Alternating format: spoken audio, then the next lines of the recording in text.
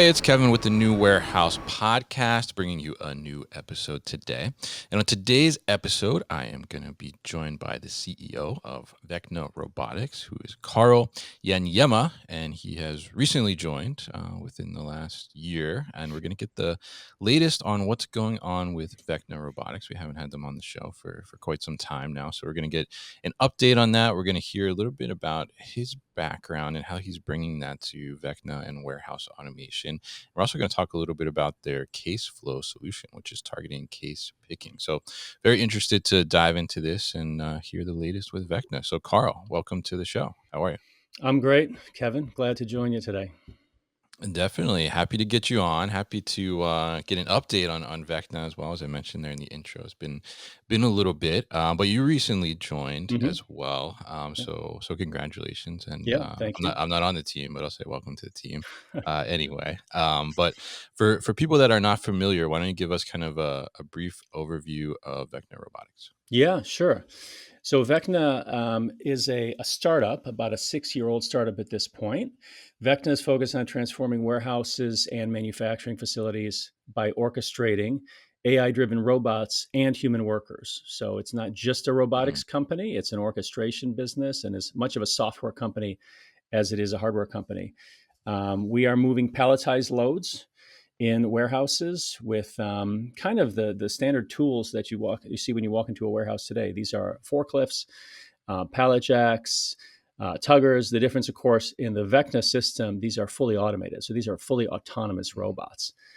We work with really a kind of a who's who of top global manufacturers, distributors, 3PLs, and we're moving thousands and thousands of palletized loads every day with a spotless, and I mean, totally spotless safety record. mm, The real difference from a Vecna perspective, from my perspective, is the software. So we've got great hardware, but the software is what really differentiates us. It's what gives the robots the intelligence to perform very complex workflows, on the facility floor. But it's also what allows us to orchestrate and optimize across the entire system. So not just a single robot, but it's a system of robots working together and working with the humans in the facility as well. They're doing that through integration, of course, with the WMS. So this is an AI-powered cloud-based software solution that we offer as well. And then the last thing that we do, which I think is quite unique, we offer 24/7 support. So our robots, when they get mm. confused, if there's a blockage in the facility, if there's something unexpected happen, as you know, there's always something Yeah. unexpected happening. You've got a person who can go in and give the robot guidance. This is a person sitting remotely, of course, but Mm. they can look in to see what the robot is seeing and give that robot guidance.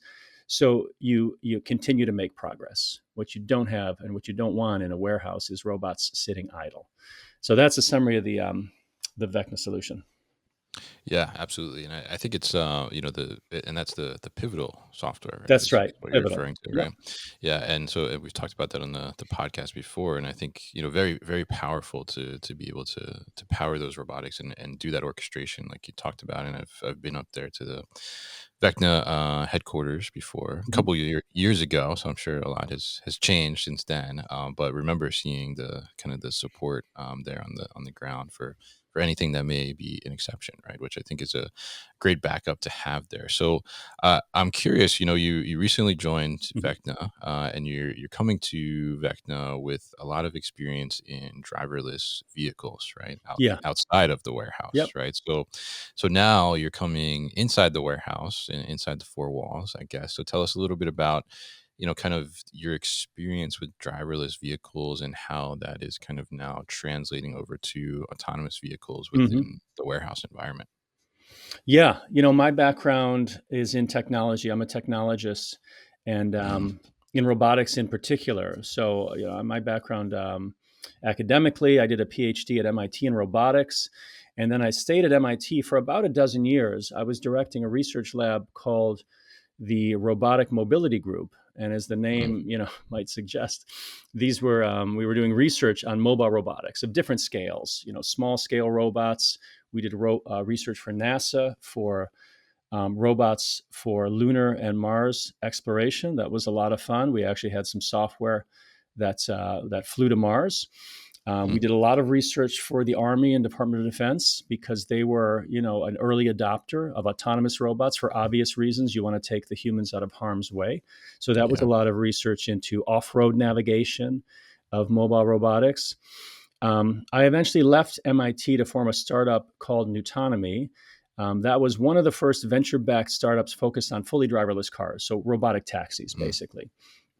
And we grew that business to through some twists and turns, acquisition and joint venture formation to eventually over 1,000 headcount. We raised almost $3 billion in capital by the time things were Wow. said and done. Um, and the robotaxi space is actually very similar, believe it or not, to the AMR space in a warehouse. Really When you interesting. have a robotaxi on a public road, the technology that's powering that robotaxi is quite similar to what's powering an autonomous forklift. It's what we call a sense, plan, act architecture. The robot's looking out at the world. In the case of a Mhm. robotaxi, it's seeing where the traffic lights are and where the pedestrians are, etc. In the case of a forklift, obviously, you're primarily looking for other pieces of material handling equipment and human workers, etc. But you're perceiving the world, you're planning what to do, where you should navigate, and then you're acting on it. You're sending actual drive commands to your motors. And so, from a technical perspective, very similar. I was excited to join Vecna, from the autonomous driving space because Mhm. I'm just a huge believer both in the business and in the industry. This is an industry. I'm preaching to the choir here, but it's an inevitable industry. That's how I would Mhm. characterize it. I mean, we know that automation will increasingly penetrate the warehouse space because it's the right thing to do. These are jobs that are difficult to find human workers for. The labor cost is expensive. These can be dangerous jobs, and automation it just solves so many of those pain points. So Mm.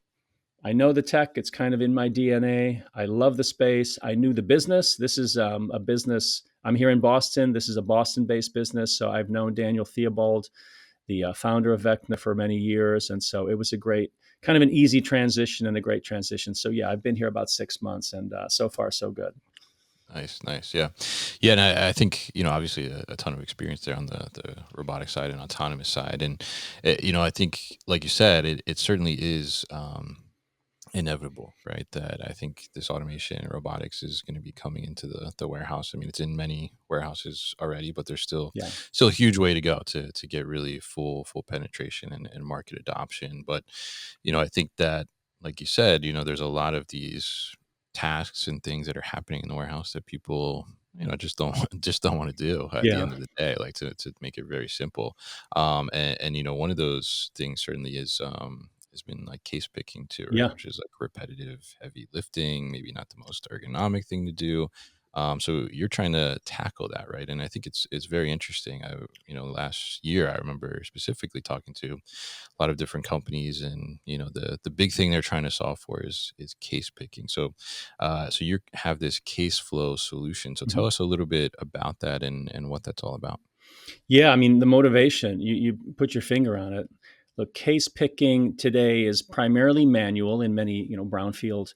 sites, and it requires a ton of labor because really what it is it's a lot of people spending a lot of time walking around. I mean, Yeah. these are huge facilities, as you know, hundreds of thousands to millions of square feet. And the first time I saw it, to me looked like grocery shopping. It's like what I do at the grocery store. I'm pretty inefficient. When I need a Yeah. can of tomatoes, I'm going to go through every aisle to find that one can of tomatoes.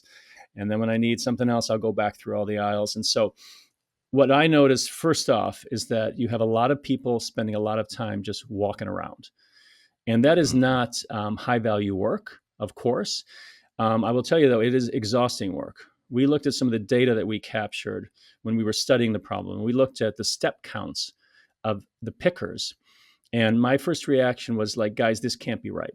Like, this is ridiculous. These individuals cannot be walking this many miles per Yeah. day because it's totally unsustainable.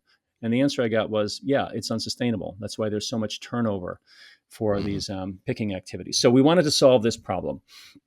And the team has spent about the past 2 years developing CaseFlow. So predating me, I'm not going to take much credit for this one at all.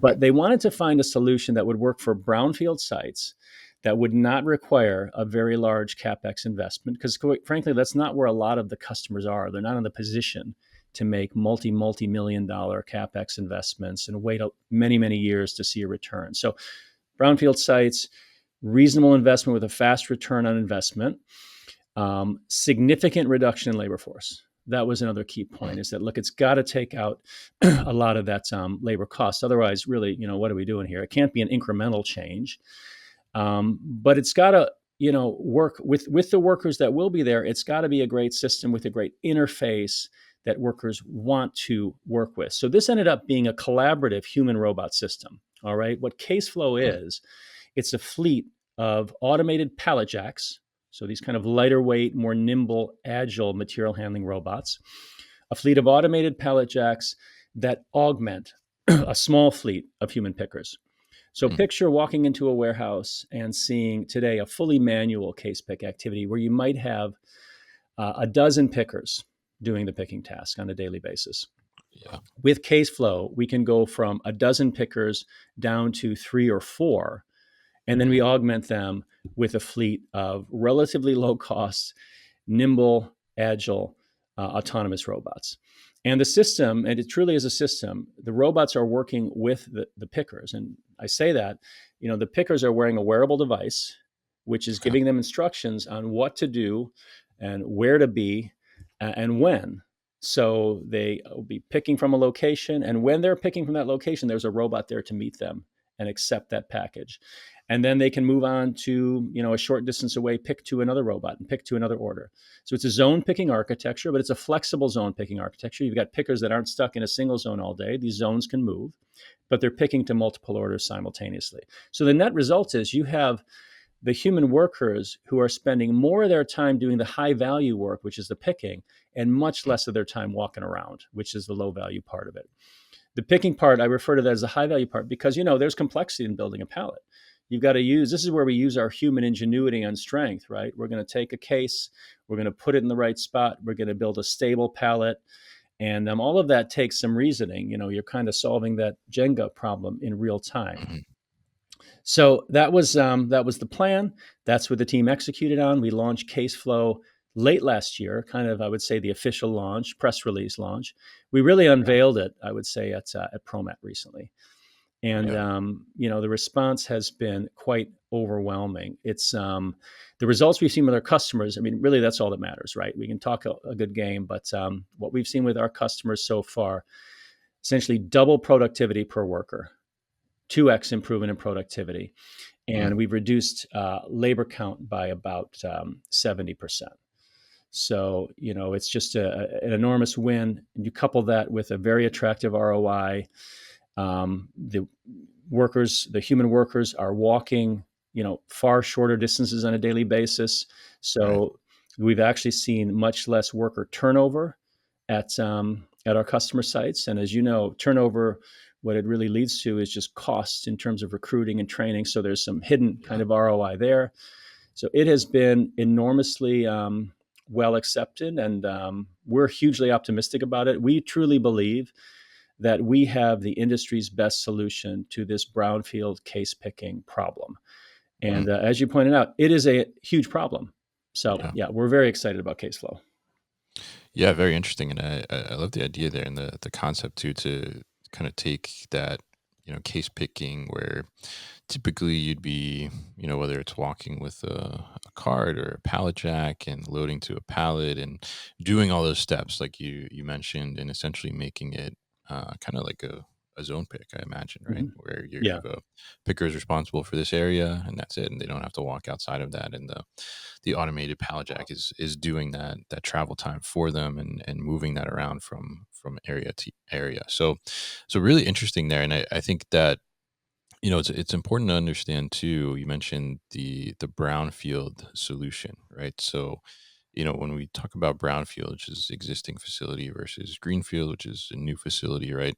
Uh, how important, I guess, was it for Vecna, or is it for Vecna, to be able to solve for for both? Because it's, I mean, it sounds like obviously if it's a solution that's good for brownfield, it certainly would be good for greenfield too. But how important is it to be able to address like that segment of the Hmm. market that can't necessarily just go out and get a new building for Yeah. the sake of automating, right? Yeah. Look, my view, look, the world is brownfield, right? Yeah. This is where most of our customers are. And certainly, look, there are other solutions for case pick, but these are Mm, typically more capital intensive, kind of disruptive, mm, only greenfield. So if you're going to build out with an ASRS type approach, you have to have the ability to make that build out. So a new facility, typically, not always, but typically, you have to have the sort of business that can make that scale of capital investment and can have kind of the patience to see it through from an investment perspective in terms of time. A lot of our customers, we work with 3PLs, and it's a little bit of a different landscape in certain regards. They may have a customer contract, a multi-year contract, but maybe it's a 3-year contract or a 5-year contract mm, to distribute goods for a particular customer. And so I think it's more difficult in some cases to make those large investments. Um, and so brownfield, look, that's kind of the name of the game. We knew we wanted to focus on brownfield. We knew there'd be an enduring opportunity there. And so what that means is you can't go in with a solution that requires a big tear up. As you mhm. know, as well as I, the customers in this space, they are loath to make significant changes to their facility and to their workflows. Yeah. What they, I was going to say want, but really what they require is solutions that can plug into their existing facilities and workflows, ideally without changing anything at all. And so that Mhm. was the goal. And that's what I think we've really achieved. Again, what we ask is that the workers really put on a wearable. And this is a very convenient device because it's a screen, it's a wearable, it tells them, again, what to do, what tasks to do, and when, and they can interface with it, of course, for exception handling and things like that. But you've got the robots that are doing natural feature-based navigation. We're not putting in lines in the floor, of course, or even fiducials or Mhm. anything like that. They're navigating based on their sensor-based perception. And you've got the orchestration software. Pivotal, as you mentioned, is powering the coordination, the orchestration between the human workers and the robot, and adapting in real time to any changes that might occur. If there's an exception due to some stock error, if there's a spill and you need to do rerouting, it's doing all of that on the fly. Again, there's no infrastructure required there. So we try to adapt to the practical reality of our customers. And overwhelmingly, we find that that's going to be the best opportunity for us. There are certainly applications for more expensive, complex, and more significant investment, for higher automation Mm. levels in case pick. This is not that. This is what we feel will address that very large middle range, that 80% that want something they can plug in today, get a quick return on investment, and not massively disrupt their operation. Mm. Interesting. Yeah. Yeah. And I think that's such a big win for those operations because any disruption, right, or any, you know, uh inkling of we have to like stop for deployment or something is certainly like a pause for a lot of operations, right? Well, we can't stop, right? Yeah. We can't stop shipping, right? We have to keep going. We can't have that kind of disruption. So the fact that you're able to kind of just plug that into their existing infrastructure, it sounds like, and their kind of workflow, and just improve the existing workflow, I think is a big win there. So I guess from an infrastructure perspective, is there any change that needs to happen at all? Integration with Wi-Fi. There's always Hmm. an IT dimension, and we're integrating with Sure. the WMS. But other than that, it's mostly dropping our robots in, doing a mapping Mm, activity, which is relatively quick and efficient, and then kind of tuning things up and letting it go. Again, it's natural. It's kind of natural feature-based navigation. That was also, I mm, know, a foundational principle for Vecna from the very beginning. That you don't want to have to make changes to the environment in order to simply navigate, know where the robots are, et cetera. So we've honed that over the years. The robots are very, very good today of being dropped into a facility, figuring out where they are, understanding what they need to do, and go and do it. And the last thing is, the equipment that we use at Vecna. This one is, I think, is really important. and something I loved when I joined the company. Again, I won't take any credit for it, but if you see a Vecna robot, it's going to look very similar to a manual Yeah. piece of material handling equipment. And that is very much by design for two reasons. One is, quite frankly, cost. Mm, If you build something bespoke from the ground up, your design, you, Kevin, you're going to build your own automated forklift. It's going to look beautiful and sexy and unique, no question, mm, but it's not going to look familiar to the workers. It's mm, not going to look like the equipment that they have trained on. It may not even have manual controls, so you can't just jump in or hop on and grab a tiller and move the robot if you need to. But all of that is actually very important. So to me, there's kind of two dimensions of wins in using and obviously modifying these kind of standard manual pieces of material handling equipment. One, we save on cost because we're bootstrapping off of our vendors, our partners, our mhm. forklift manufacturers, their existing volume, right? And number two, it's familiar to workers, and they can operate it in manual mode very easily, kind of trivially, no training required for that, right? Because they're already comfortable with that type of system. Yeah. Interesting. Yeah. Yeah. And I think that's a great point there is because it kind of makes me think of some of the humanoid discussion a little bit where people are like, well, why does it Yeah, need to look like a human? Right.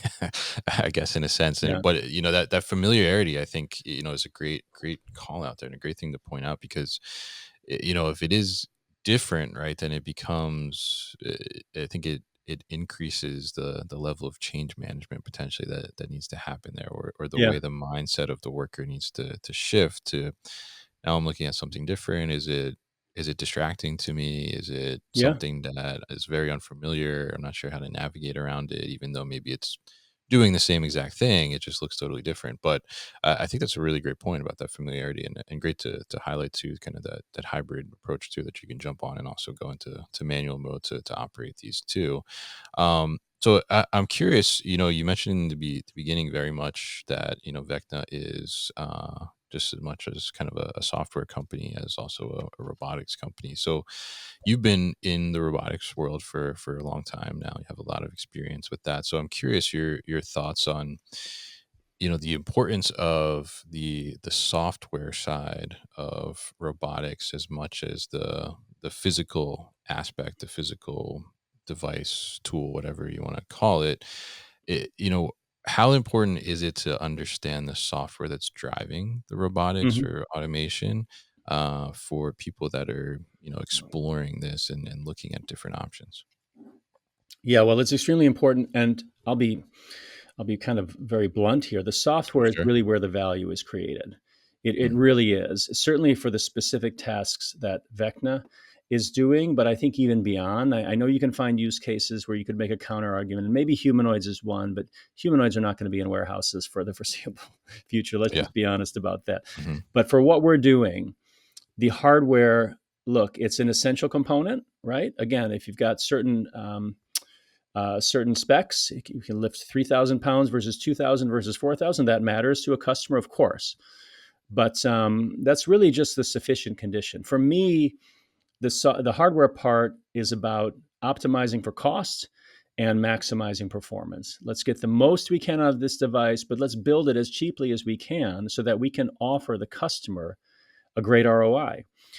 But the software is what determines the capabilities of the system and the efficiency of the operation, right? There's both the software on the robot, allows it to autonomously navigate, and then there's the software in the cloud, which is coordinating all the activities of a fleet of robots. And both are Mm, extremely important, right? The on robot software distinguishes between kind of a dumb robot and a really smart one. And the difference of that is just efficiency and time. What we see with some of our competitors, I get asked the question, well, boy, there's a lot of autonomous forklifts out there, right? I went mhm. to ProMat and I saw half a dozen of them. Like, what's the difference? And it's not something you can see at a ProMat when everything's just static, but when you see Yeah. our robot in a facility, and when we talk to our customers who have done bake-offs against our competitors, the big difference is Vecna robots are smarter, meaning Mm, they can do exception handling better. They can do more complex workflows. They can do obstacle avoidance more quickly and easily. And it's not intelligence for its intelligence sake. It translates into efficiency, We can do a particular task more quickly, complete that task, and move on to the next one. Let's get more work done. And ultimately, of course, that's the name of the game. So that's the on-robot software. But that's not really enough, right? Because if you had a fleet, now think of a fleet of robots, 10 robots, 20, 100. If they Mm, were all intelligent, but independently intelligent, what you might run into is issues with congestion. You might run into situations where two robots are trying to tackle the same task at the same time. And so you will have fleet-wide inefficiencies. So the fleet coordination, the orchestration is also, incredibly important. And we've got software that is in real time, on a high frequency basis, every several seconds is re-optimizing what the activities of the fleet of robots are doing. So reassigning tasks as needed, adapting to changes, in the facility, providing data back, right, to get real-time insights into performance for facility management. So all of those things, are hugely value additive in different ways, but that's all software. So mm, from my perspective, if I were to put a number on it, the software part of it is 90% of the value. The hardware part is maybe 10% of the value. mm. And so we as a business, we have hardware engineers, software engineers, of course, but much of our team is focused on software development. Mm. Yeah, yeah, and I think that's very important to note, right? Because you had a great point there about you go to ProMat and you see multiple different solutions. Some of them look very similar, Yeah. right? What's the difference there? And I think that the software layer is so critical to what's the actual capability of this automated forklift or AMR or whatever type of robotic solution it is, and how can it do that, right? So that's a great explanation. I really appreciate that. And And just to add one more sure. thing, Kevin, this is going to sound kind of weird to put it this way, but what I think about when we do a deployment, when we have a customer that's, we've done a deal with, and we're going to put half a dozen automated forklifts in their facility. Fantastic. Mm, On day one of that deployment, that is the worst that system will ever perform, right? mm. Again, that sounds like a very much a negative, but what I mean is every month, whenever we're pushing out a new software release, our robots are getting smarter and more efficient, right? Mm, So they will continuously improve. That's part of the service that we provide at Vecna, and so the actual work that particular robot can accomplish, it gets better and better each month. And we've seen this in the data. We actually just recently pulled some data. I asked my team, like, find me some key metrics on performance improvement over the last couple of years. I'd like to see how things have trended. And so we looked at things like average travel speed. We looked at time for an average pick or drop, of a pallet. And what we've seen year over year, consistently over the past several years, typically a 20% improvement, 19 to 20% year over year. mm. So think about this. You've got human workers in a facility. They're doing what they do, and people work hard. On average, people are going to do what they're going to do, but they're not going to improve 20% year over year. That doesn't happen. Yeah. I will tell you what does happen is the costs increase year over year. It doesn't increase 20%, but it might be increasing 3, 4, 5, or 6% year over year. So on the human labor side, your costs are increasing, your productivity is flat.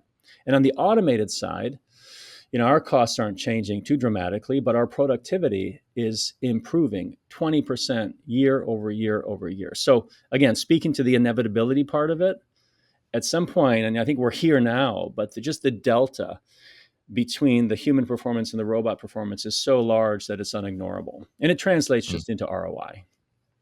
Yeah. Yeah, it's a really great point there because, certainly, we see more and more the improvement of these solutions over time. And obviously your data shows that too as well. But it's a great point on the human aspect, right? Is that, humans are only so capable, right? And if we want to, rely on humans to do some of these processes, especially in the warehouse, like the only improvements really to move the needle we can find are either we do some continuous improvement projects, we change the process flow, we add technology, we speed up the pick path, we slot better, we do all Yeah, these types of things, but that human at its core, at the I guess the base model human, maybe we'll say, right, is right, only gonna get it so good, right? right. And there's gonna be a max point that they're gonna be able to hit, even like your your best picker, for example, right? I Yeah. mean, they can only go so high. There's a threshold there. So very interesting point there. So I'm curious to get kind of your view, and I think you've given a little bit here, but I'm curious your view on kind of, I guess, current state of robotics in the warehouse, and where do you think it's kind of heading within the next 2 years? Yeah.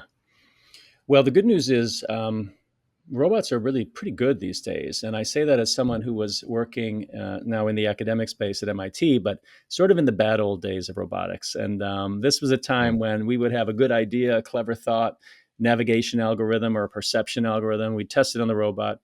And if we could get it to work like 3 out of 10 times, we were thrilled. And that mm, was okay because that was the name of the game at that point, like existence proofs that this approach might be something useful for someone in the future. That was fine. That was the state of things. But advances in machine learning based everything, perception and navigation, I would say, advances in localization and SLAM. The technology has really matured to the point that our robots work very reliably in these challenging environments like warehouses. You touched on it. These are very conservative operating mm, environments, right? They are risk averse customers. They will not deploy automation until they have a very high degree of confidence that it will work effectively all the time without failure. And that's hard. It's hard for any system, but very hard for mm, robotics. And to be honest, only recently achievable within the past few years. But the good news is things are improving and improving quickly. I pointed at our 20%. And so broadly speaking, AI is what's driving the improvement. mm, Again, there's many different flavors and forms of AI. Kind of the initial excitement, at least for me, was around convolutional neural nets and deep learning based perception algorithms for autonomous vehicles on the roads. That's all trickling into the warehouse. So the AI, what it's doing is allowing the robots themselves to become smarter, that on robot navigation is more capable. They can do more workflows and do them more quickly and do them more reliably. Fantastic. But for me, as a chief executive, I get equally excited about what AI is going to do for our business. And so, from a business perspective, some of the things that cost us at Vecna, right? Deployment takes mhm. time, and there's cost there, which we would like to minimize. And that support that I mentioned, the 24/7 support, it's a big differentiator for us. We love it. It's also a Yeah. cost center. Mhm. We are deploying AI in both of those areas today. We're going to use AI to make the deployments much more efficient, not just a little more efficient, but much more efficient. So we can be deploying in a matter of days or even eventually hours instead of a couple of weeks and at a much lower cost. Good for the customer, good for Vecna. And then the 24/7 support, again, there's a human in the loop, and that's great because humans are very smart. But if we can do some of those support tasks with an automated agent, that will be a much lower cost solution. We can again pass that cost save on to the customer, better ROI. So we're going to be achieving a state driven by AI that's allowing us to provide more value for the customer, right? Better ROI at a lower cost to Vecna, Mm. which means a better margin and better business profile for Vecna. So I'm really excited about that. I see a state for us in the coming and 2 years, maybe 2 years, maybe that's a little bit of an aggressive horizon. But we are approaching this phase where we will be a robotics, a hardware, software company with software like margins that are enabled by AI. Mm. Wow, interesting. Yeah, yeah. I think it's very interesting to see kind of the rapid evolution, rapid advancement that a lot of the recent developments in AI have kind of unlocked, right? And be able to think about things in that way, like as you said, even not only think about how do we leverage AI to make our solution that we're providing to our customers better, but how do we internally also leverage AI to also reduce those costs and make it a more viable solution from cost point as well, to be able to do that. So really interesting to hear from you today, Karl, and learn about kind of what the latest is with Vecna and the CaseFlow solution, and also the importance of the software driving that robot that you see physically, and also kind of what's coming and what to expect from the industry here. So really appreciate you joining me today on the show. Very insightful. And if people want to learn more about Vecna Robotics, what's the best way to do that? VecnaRobotics.com, and on social media as well. Search for Vecna Robotics, you'll find us. All right, great. And we'll definitely put all that information at thenewwarehouse.com as well as in the show notes here. So, Karl, really appreciate you coming on, and thank you once again for your time on the show. Great. Thank you, Kevin. Hey guys, thank you so much for tuning into today's video here on our YouTube channel, The New Warehouse Podcast, and I appreciate you tuning in. If you liked what you saw, make sure you subscribe to our channel, and if you like this video in particular, make sure you like it as well. And if you want to get this great t-shirt that you see in the video behind me, Warehouses Are Sexy, head to warehousesAreSexy.com and get your own.